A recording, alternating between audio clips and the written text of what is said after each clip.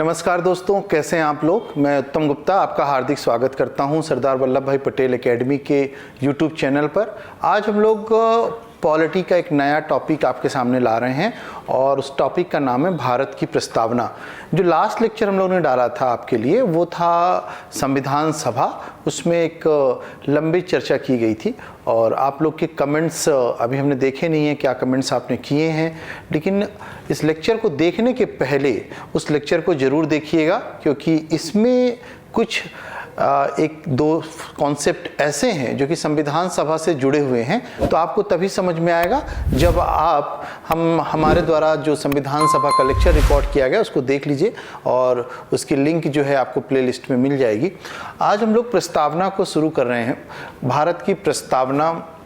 तो सवाल उठता है कि प्रस्तावना क्या होती है, प्रस्तावना क्यों आवश्यक है, इसको किस देश के संविधान से लिया गया, प्रस्तावना क्या संविधान का भाग है, प्रस्तावना में क्या संशोधन किया जा सकता है, या प्रस्तावना के जो प्रावधान हैं क्या उनको न्यायालय के द्वारा प्रवर्तनीय कराए जा सकते हैं। इन सब पहलुओं पर हम आज चर्चा करेंगे। बड़ा इम्पॉर्टेंट विषय है अपने आप में। सामान्यतः प्रस्तावना हमको याद ही नहीं होती है, और लेकिन इसका एक बड़ा अच्छा तरीका है। अगर हम पूरी प्रस्तावना को देखें तो पहला पार्ट, सेकेंड पार्ट और 3 पार्ट, यद्यपि जो प्रस्तावना लिखी गई है वह एक वाक्य में लिखी गई है, ध्यान रखिएगा, लेकिन प्रस्तावना को अगर हम ब्रेक करके देखें तो पहला पार्ट जो है कहता है कि हमारा भारत कैसा होगा या भारत की राजनीतिक व्यवस्था की प्रकृति कैसी होगी, नेचर कैसा होगा, इसके बारे में चर्चा करता है। और दूसरा भाग ये चर्चा करता है कि इस देश के नागरिकों के पास कौन कौन से अधिकार हैं, और तीसरा ये कहता है कि अल्टीमेट हमारी संविधान का उद्देश्य क्या है, उस उद्देश्य के बारे में चर्चा करता है। इन तीनों ही पार्ट को हम अलग अलग पढ़ने की कोशिश करेंगे यहाँ पर।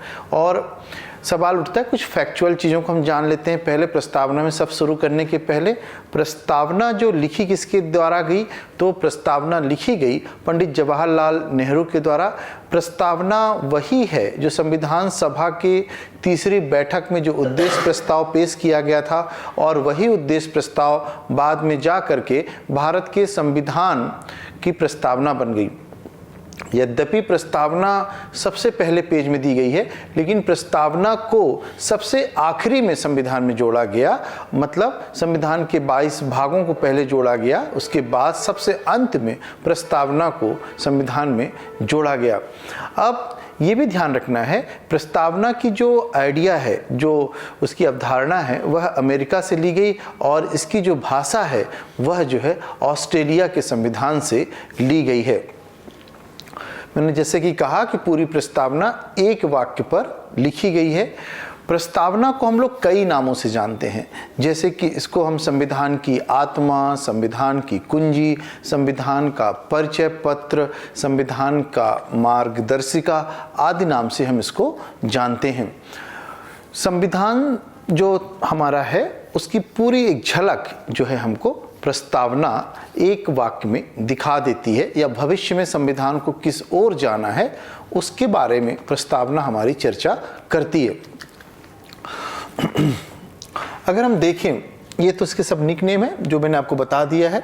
संविधान की कुंजी, संविधान की आत्मा, संविधान की संक्षेपिका, संविधान का सार, संविधान का परिचय पत्र, दर्पण व संविधान की मार्गदर्शिका। इसको भी ध्यान रखिएगा, ये आपसे पूछ सकता है किस किस नाम से जानते हैं और इनको कब कब सुप्रीम कोर्ट ने किसको क्या माना है, हम इसकी भी चर्चा आगे करेंगे। अब देखिए, प्रस्तावना शुरू कहाँ से होती है? हम भारत के लोग से शुरू होती। पहला पार्ट कहता है हम भारत के लोग भारत को, ध्यान रखिएगा क्या कह रहा है, हम भारत के लोग भारत को।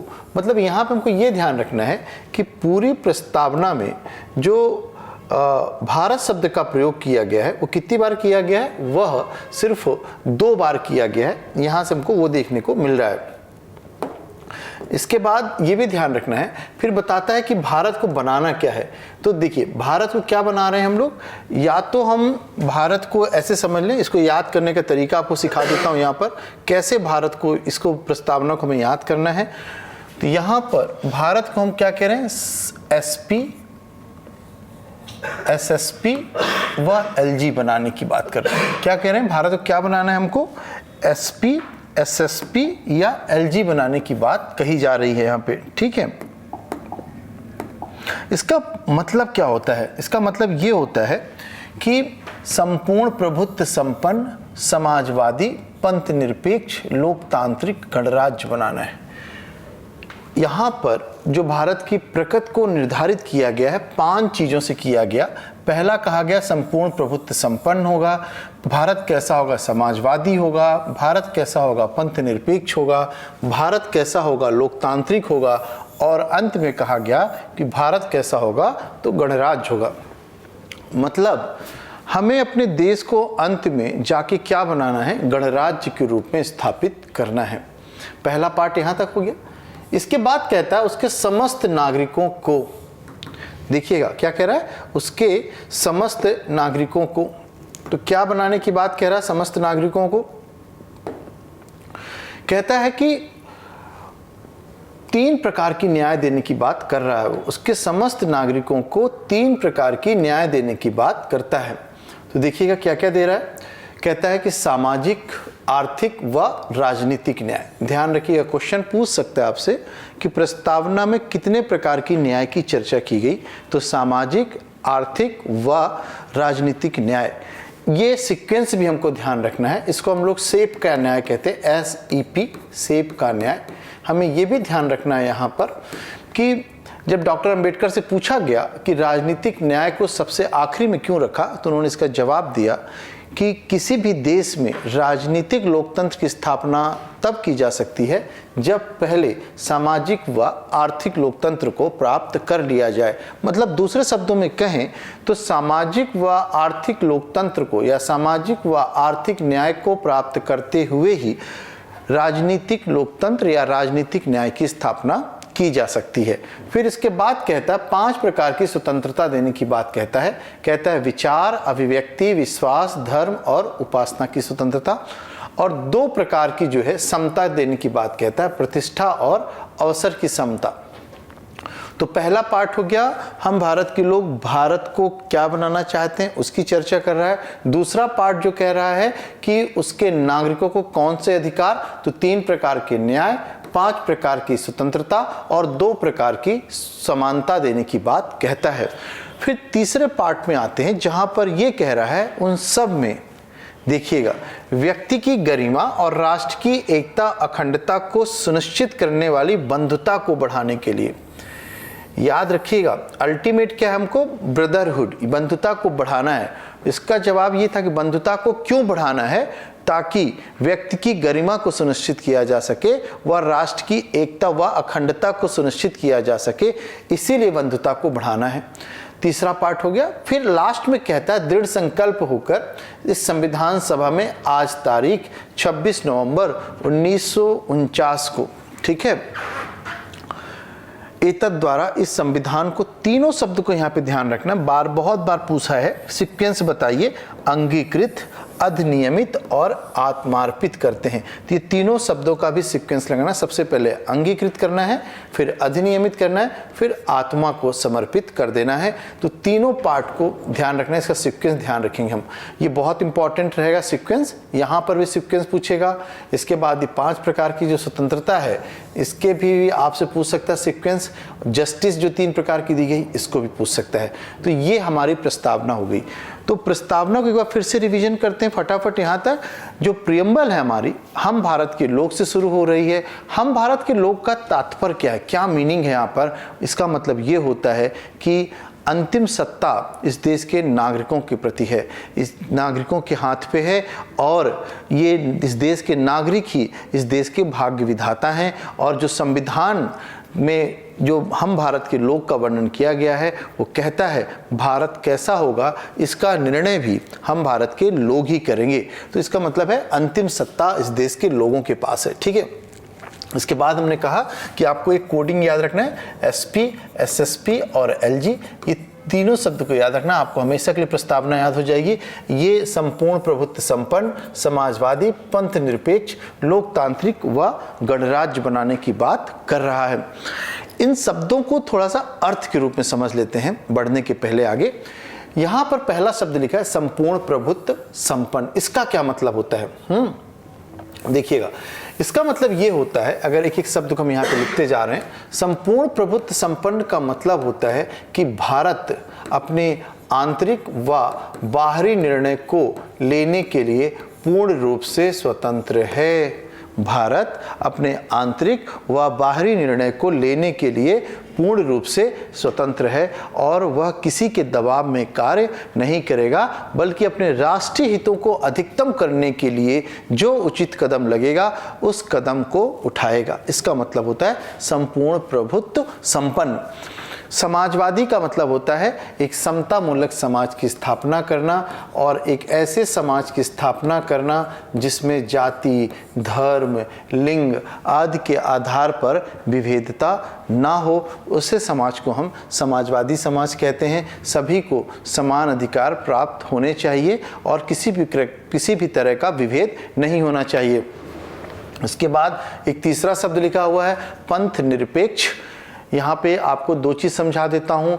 एक तो संविधान में धर्म निरपेक्ष क्यों नहीं लिखा गया, उसकी जगह पर पंथ निरपेक्ष क्यों लिखा गया है, और दूसरी बात इसका क्या अर्थ होता है। भारत ने बड़ी यूनिक इसका परिभाषा लिया, बड़ा यूनिक इसका अर्थ लिया है। हम दोनों चीज़ यहाँ पर समझ लेते हैं। अगर हम देखें पंथ निरपेक्षता का मतलब क्या हो गया, तो भारत ने धर्म निरपेक्ष शब्द को नहीं उठाया, बल्कि हिंदी में इसको पंथ निरपेक्ष शब्द लिखा। ऐसा क्यों हुआ? इसका मतलब ये था, ध्यान रखिएगा, कि एक धर्म के अंदर, अगर हम चलिए हिंदू धर्म को ले लें तो आप देखते हैं कबीर पंथी, वैष्णव पंथी, शैव पंथी, नाग पंथी, कई सारे पंथी हमको देखने को मिल रहे हैं। तो यहाँ पर ये कहना है ना सिर्फ धर्म से निरपेक्ष है भारत, बल्कि उसके अंदर जितने पंथ है उनके साथ भी सबके साथ समान व्यवहार करेगा।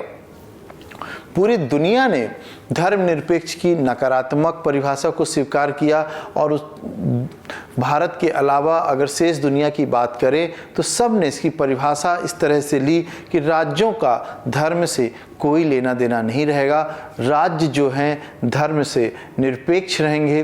धर्म एक अलग विषय है, राज्य एक अलग विषय है। लेकिन भारत ने सकारात्मक परिभाषा लिया और भारत ने कहा कि भारत की भौगोलिक सीमा के भीतर जितने भी धर्म हैं सभी के साथ भारत समान व्यवहार करेगा और किसी के साथ भी विभेद नहीं किया जाएगा। और इसका एक बहुत शानदार उदाहरण है, अगर हम लोग दिवाली, होली में छुट्टी सेलिब्रेट करते हैं तो हमें ईद, बकरीद, क्रिसमस, गुरु नानक जयंती आदि त्योहारों में भी सरकार के द्वारा छुट्टी दी जाती है और सरकार के द्वारा शुभकामनाएं भी अन्य धर्मों को भी उसी तरह दी जाती है जिस तरह से यहाँ के बहुसंख्यक धर्म हिंदू को प्रदान की जाती है। तो भारत कैसा राष्ट्र है? एक तरह से धर्मनिरपेक्ष या पंथ निरपेक्ष राष्ट्र के रूप में अपने आप को स्थापित किया है। इसके बाद हम लोग आ रहे हैं लोकतंत्रात्मक। लोकतंत्र का मतलब होता है कि ऐसी राजनीतिक प्रणाली का विकास करना जो कि जनता के द्वारा वयस्क मताधिकार के आधार पर निर्वाचित की हुई सरकार हो, स्थापित की गई हो, और ऐसी सरकार जो होती है एक निर्धारित समय के लिए ही जनता के लिए निर्वाचित की जाती है। तीन पहलू आएंगे। एक तो कैसा होगा, निर्वाचित सरकार होगी, पहला पॉइंट ध्यान रखिएगा, और यह निर्वाचन जो होगा वयस्क मताधिकार के आधार पर होगा। किसके आधार पर होगा? वयस्क मताधिकार के आधार पर होगा। और तीसरा पॉइंट याद रखिएगा, ऐसी सरकार जो आएगी वह एक निर्धारित समय के लिए ही आती है। भारत में 5 साल के लिए समय सरकारों का निर्धारण किया जाता है और लोकतांत्रिक सरकार में जवाबदेहिता का गुण पाया जाता है। तो ये इसके कुछ पॉइंट हैं जो हमको लोकतंत्र की परिभाषा को बनाते हैं। मतलब अगर हम इसकी डेफिनेशन बनाने की कोशिश करें परिभाषा, तो एक निर्वाचित सरकार जिसका निर्वाचन वयस्क मताधिकार के आधार पर एक निर्धारित समय के लिए किया गया है और ऐसी सरकार में जनता और लोकसभा के प्रति जवाबदेहिता का गुण पाया जाता है। इसके बाद एक आखिरी पॉइंट यहाँ पे लिखा हुआ है, अंत में भारत को कैसा बनाना है। एक चीज़ और ध्यान रखिएगा, आखिरी में भारत कैसा बनेगा, सबसे आखिरी लक्ष्य हमारा भारत को कैसा बनाना है, तो गणराज्य के रूप में इसको स्थापित करना है। गणराज्य का मतलब कैसा होता है, एक ऐसी राजनीतिक प्रणाली का विकास करना, ध्यान रखिएगा, एक ऐसी राजनीतिक प्रणाली का विकास करना जिसमें देश के सभी पद जो हैं उस देश के नागरिकों के द्वारा भरे जा सकते हैं।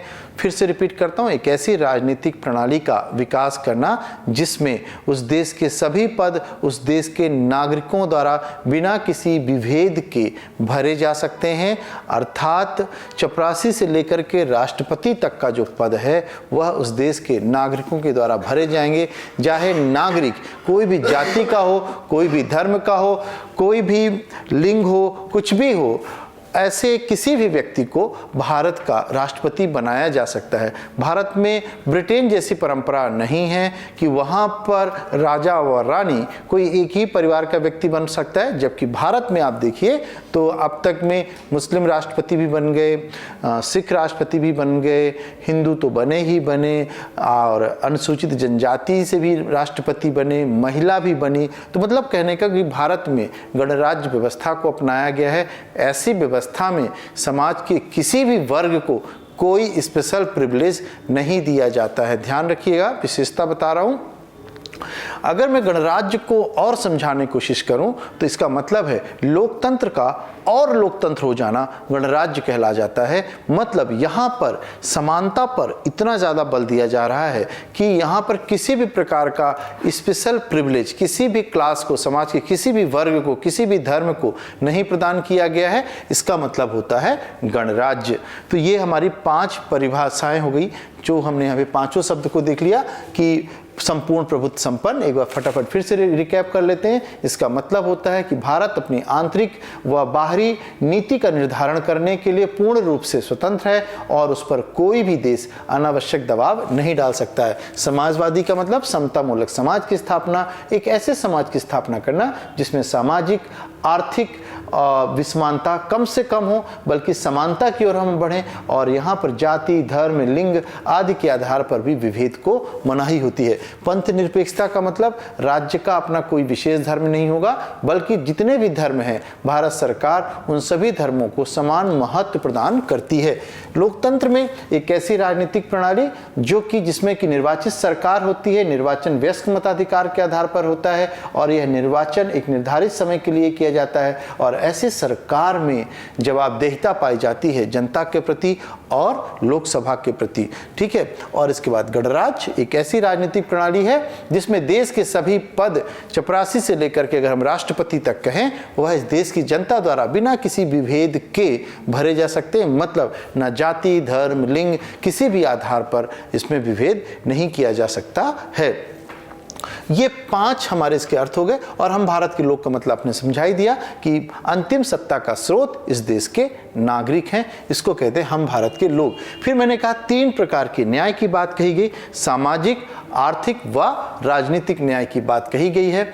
आप ये ध्यान रखिएगा, ये जो 3 प्रकार की न्याय की हम लोग यहाँ पे बातें कर रहे हैं, तो अगर हम देखें सामाजिक व आर्थिक न्याय हमें कहाँ से मिल रहा है, इस पूरे न्याय को सुनिश्चित करने के लिए डीपीएसपी में, है ना, अनुच्छेद 36 से लेकर 51 तक जो वर्णन किया गया है वो जो है उसका उद्देश्य क्या है, सामाजिक व आर्थिक लोकतंत्र की स्थापना करना। इसके बाद जो राजनीतिक न्याय या राजनीतिक लोकतंत्र की स्थापना कराई गई है वह जो है अनुच्छेद 12 से लेकर 35 फंडामेंटल राइट्स में हमको देखने को मिल रही है। ठीक है। यहाँ पे ये ध्यान रखना, सामाजिक व आर्थिक लोकतंत्र की स्थापना डीपीएसपी के माध्यम से भाग 4 में जिसका वर्णन किया गया है, अनुच्छेद 36 से लेकर 51 तक इसका वर्णन किया गया है। इसके बाद हम आते हैं दूसरे प्रकार की, जो 5 प्रकार की स्वतंत्रता प्रदान की गई है। देखिए, विचार, अभिव्यक्ति, ये जो 2 हैं अनुच्छेद 19 के तहत सिक्योर किए गए, और विश्वास, धर्म और उपासना को जो दिया गया अनुच्छेद 25 से लेके 28 तक इस स्वतंत्रता को सिक्योर किया गया है या उपलब्ध कराया गया है। इसके बाद आते हैं प्रतिष्ठा व अवसर की समानता को प्रोवाइड कराना है? अनुच्छेद 16 इसके लिए बैठा हुआ है पूरी तरह से। प्रतिष्ठा व अवसर की समानता।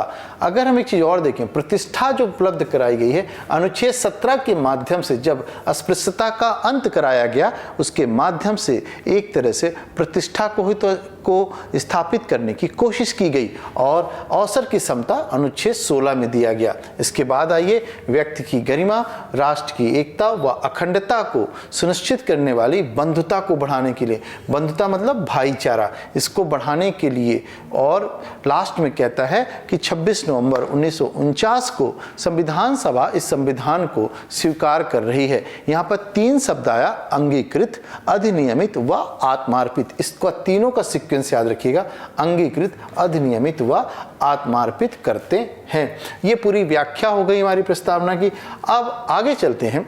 कुछ विवाद था भारत की प्रस्तावना को लेकर के। 1960 तक कुछ भी विवाद नहीं था, लेकिन जब पहली बार बेरूबाड़ी केस आया, बेरूबाड़ी केस 1960 में न्यायालय पहुंचा, तब पहली बार मुद्दा उठा कि क्या भारत की प्रस्तावना संविधान का भाग है।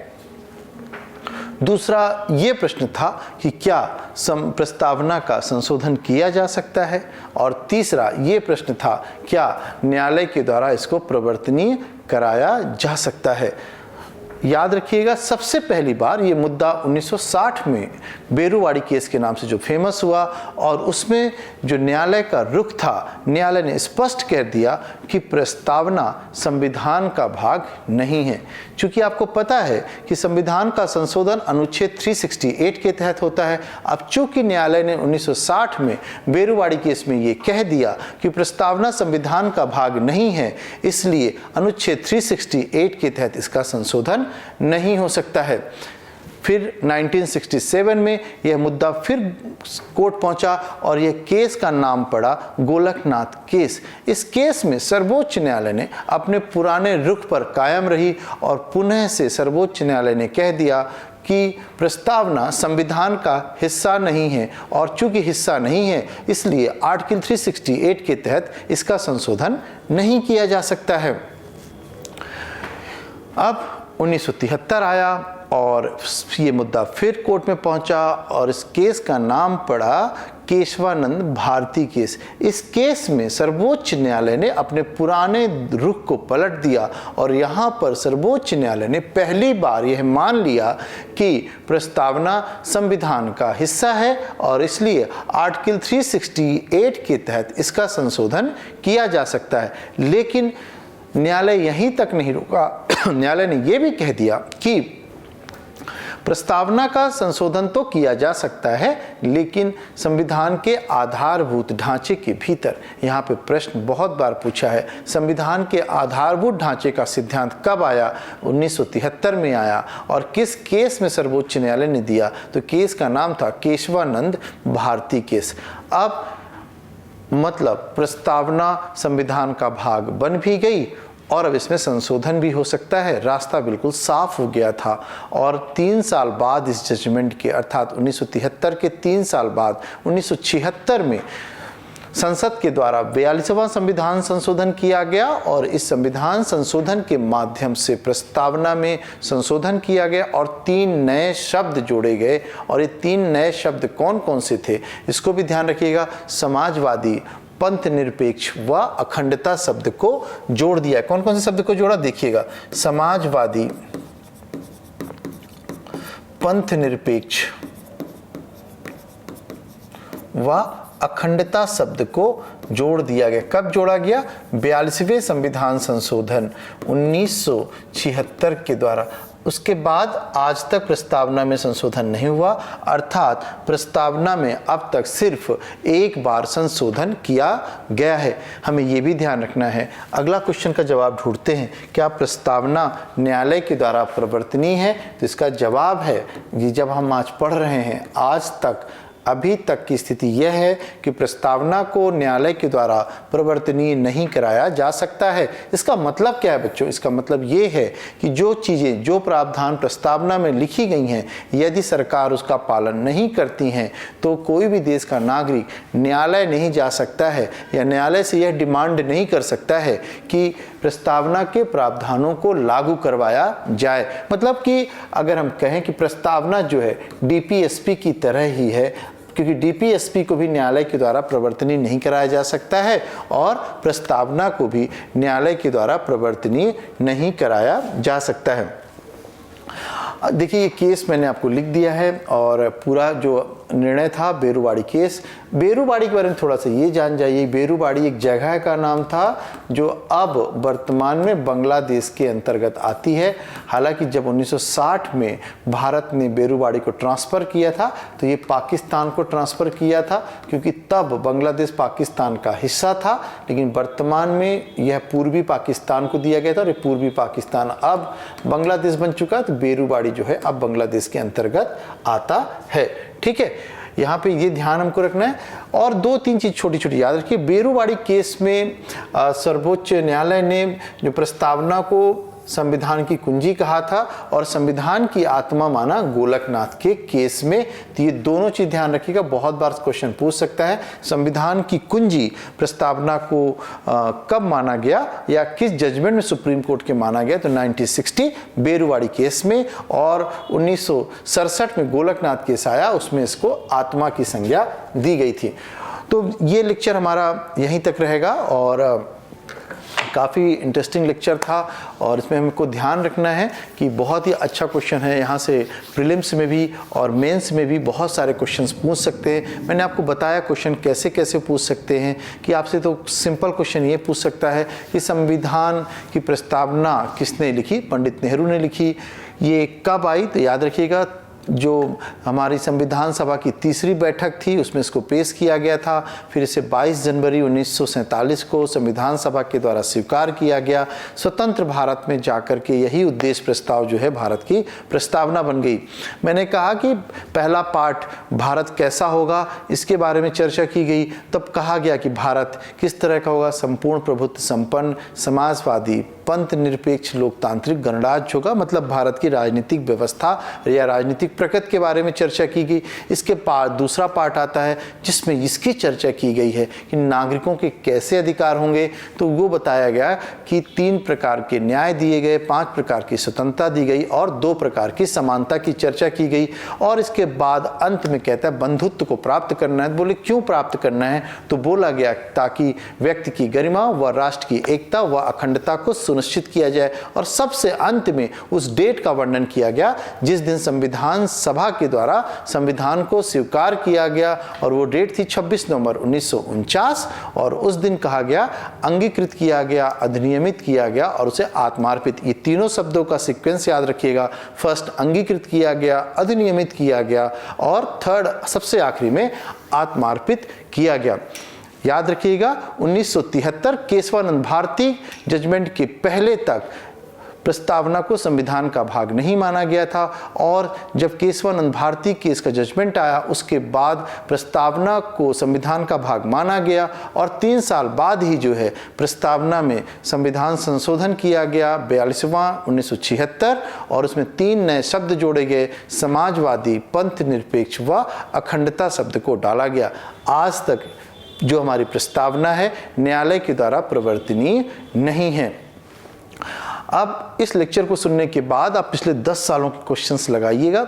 ये मेरा ऐसा सोचना है और विश्वास है कि आप 100% क्वेश्चंस को लगाने की क्षमता आप में अब डेवलप हो गई होगी, क्योंकि मैंने एक एक शब्द की व्याख्या आपके लिए कर दी है। लेक्चर को जब सुनिएगा तो निश्चित रूप से पेन व कॉपी लेकर के पढ़िएगा, आपको एकदम क्लासरूम की फीलिंग आएगी। और इसके बाद जो 10 साल के क्वेश्चन है, लास्ट 15 साल के, आप सब लगाइएगा प्रीएम्बल से।